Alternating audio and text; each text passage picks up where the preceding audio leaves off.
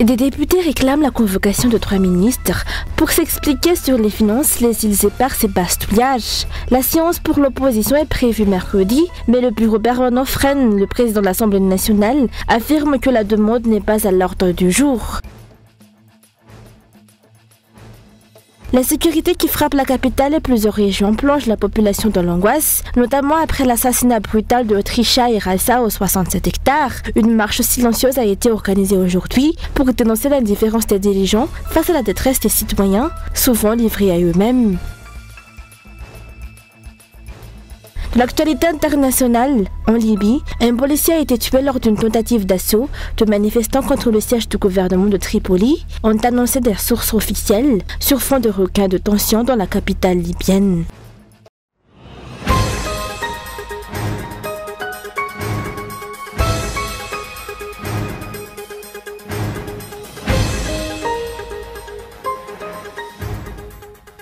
Plusieurs députés ont adressé une lettre au bureau permanent de l'Assemblée nationale réclamant la convocation de 3 ministres, celui des Finances, celui des Affaires étrangères et celui de l'Environnement.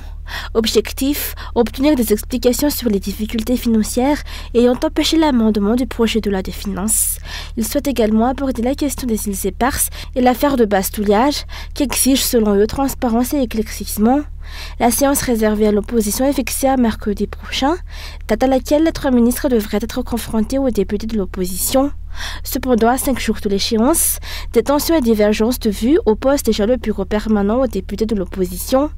Le président de l'Assemblée nationale a affirmé que cette demande de convocation, formulée par l'opposition, n'a pas été inscrite à l'ordre du jour adopté lors de la première session parlementaire et qu'elle ne pourra donc pas se tenir pour le moment.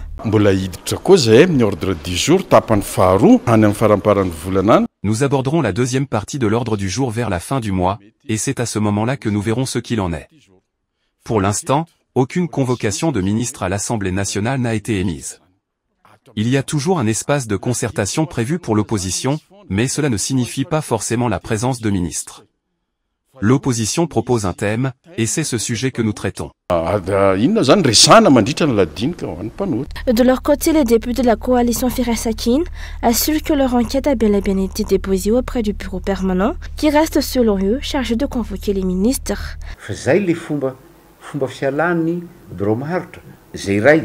Soit le bureau permanent protège l'exécutif, qui refuse de se confronter à l'opposition, soit il estime que les députés risquent de trop bousculer les ministres, et préfère donc éviter leur convocation. Pourtant, la liste des ministres à convoquer a déjà été transmise. S'ils ne l'ont pas fait, c'est qu'ils n'ont pas assumé leurs responsabilités.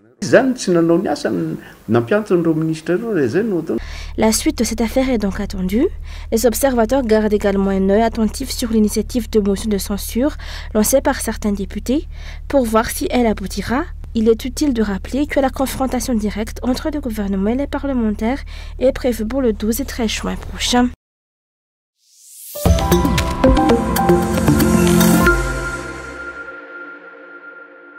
La sécurité qui frappe la capitale et de nombreuses régions de l'île sème angoisse et terreur au sein de la population. Après les événements récents et particulièrement choquants, l'assassinat barbare de Trisha, 17 ans, et Raissa, 8 ans, aux 67 hectares, le peuple lance un appel au secours. Pour de nombreux citoyens, le mépris à l'égard de la population est flagrant. Les dirigeants semblent détourner le regard, indifférents à la détresse des habitants. Personne ne se lève pour défendre le peuple lorsque celle-ci est prise pour cible par l'insécurité. En revanche, lorsque des proches du pouvoir, des célébrités ou des responsables haut placés sont concernés, les alertes se multiplient et les affaires sont traitées comme prioritaires.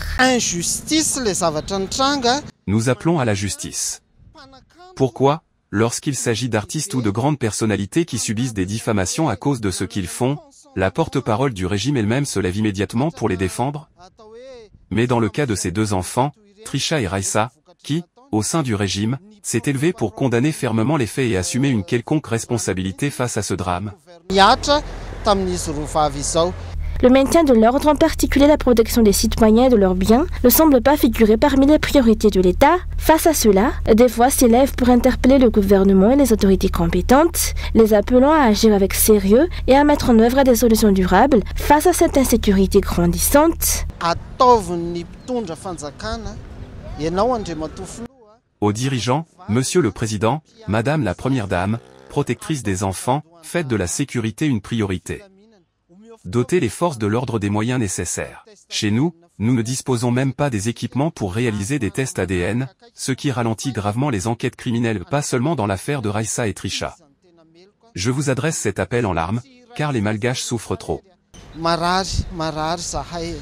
Une marche silencieuse s'est tenue aujourd'hui, initiée par des citoyens pour exprimer leur indignation et rendre hommage à Trisha et Raissa, assassinés aux 67 hectares. L'émotion était vive. Il ne peut y avoir ni paix ni développement tant que cette insécurité persiste.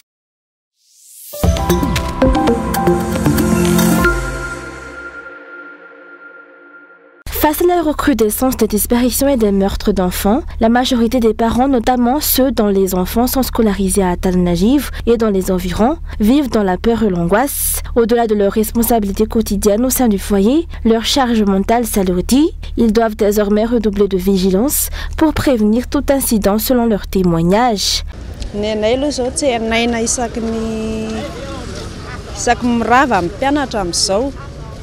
Nous allons chercher nos enfants à chaque sortie de l'école, car l'insécurité est devenue permanente. Nous vivons en état d'alerte face à la recrudescence des malfaiteurs et des enlèvements. Dès la fin des cours à 16 h, nous les ramenons directement à la maison, sans passer par le marché. Mieux vaut instaurer un couvre-feu familial que prendre des risques. Face à cette insécurité grandissante, la plupart des établissements scolaires de la capitale ont renforcé leurs mesures de sécurité et de surveillance. Dans cette école privée, où l'enquête a été menée, les responsables ont mis en place plusieurs dispositifs, installation de caméras de surveillance, vérification stricte des personnes autorisées à récupérer les élèves, séances de sensibilisation, entre autres.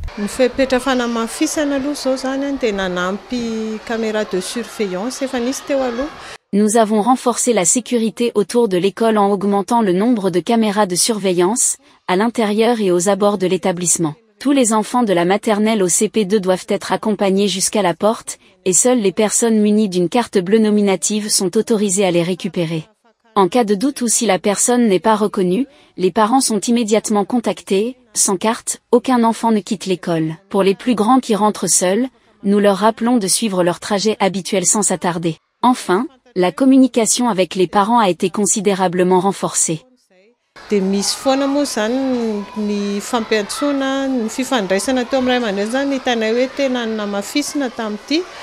La réalité est alarmante. Le signalement de disparition d'enfants ne cesse d'augmenter à Tal Najiv et dans les zones périphériques. Avec l'approche des vacances scolaires pour les élèves du primaire, période souvent marquée par une plus grande liberté, les risques s'intensifient. Une raison de plus pour que chaque parent reste en alerte permanente.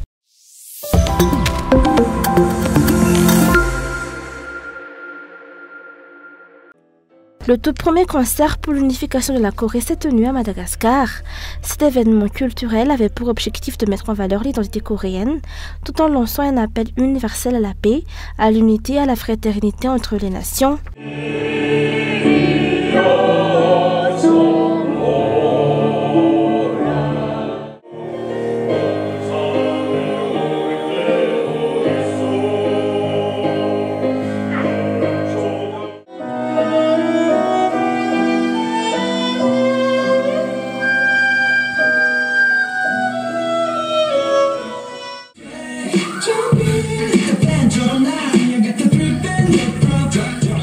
Le président du Conseil consultatif pour l'unification pacifique de la Corée à Madagascar, section Afrique australe et centrale, a rappelé qu'aucun bénéfice ne naît de la division et de la confrontation dont les Coréens sont les premiers témoins.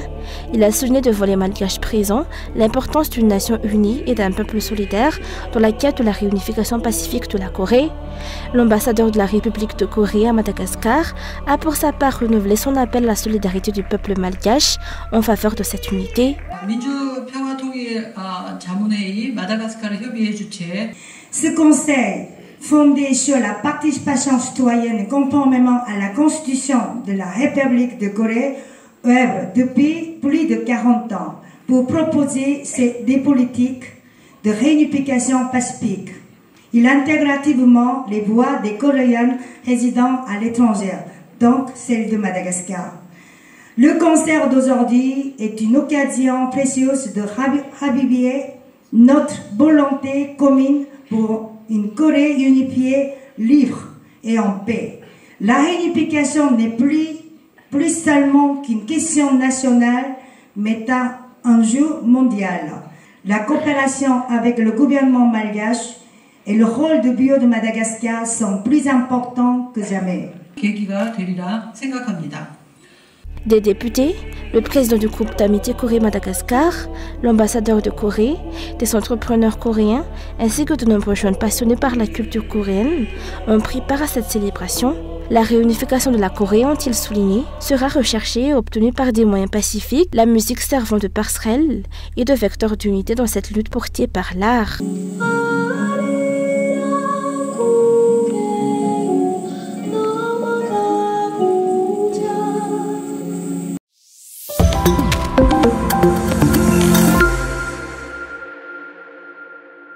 L'association des Amis de l'Allemagne à Madagascar célèbre aujourd'hui son premier anniversaire. Pour marquer cette occasion, elle a organisé un festival Made in Germany à Corunjano. Selon les organisateurs, l'événement vise à promouvoir les produits et services allemands tout en mettant en valeur le marché malgache. L'ambassadeur d'Allemagne à Madagascar a parrainé et ouvert officiellement ce festival. Il a souligné que ce type d'initiative contribue à renforcer la relation dans divers domaines, notamment l'économie et les échanges culturels. Aujourd'hui est une journée pour célébrer l'amitié entre Madagascar et l'Allemagne. C'est une journée pour découvrir un peu les atouts d'Allemagne, les produits, les traditions, la musique, la nourriture. Et c'est une journée pour célébrer cette amitié. Une vingtaine d'entreprises partenaires ont pris part à la foire commerciale organisée dans le cadre du festival.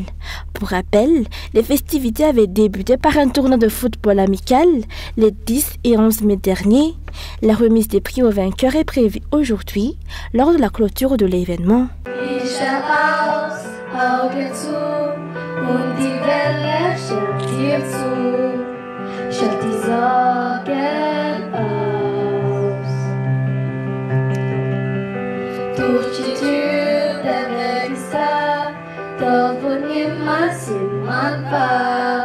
Zu Hause in unserem Traum und die Liebe füllt den Raum. Jeder Wunsch wird wahr.